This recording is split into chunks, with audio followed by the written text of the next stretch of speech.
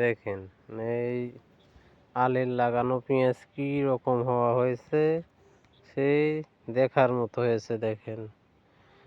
আর এখানে এই যে শিয়ালে কি রকম করে ভেঙেছে দেখেন, শিয়ালের ভিতরে লাফাছে, লাফায় ভাঙিছে। এভাবে যদি পেঁয়াজ হয় তাহলে অনেক ফলন হবে পেঁয়াজের আবাদের, যদিও দাম কম পেঁয়াজে। দেখেন ব্যাপক হওয়া হয়েছে এ কয়দিন গেতে, লাগায় বেশি দিন হচ্ছে না। দেখেন কি হওয়া বলে, ব্যাপক হওয়া হয়েছে।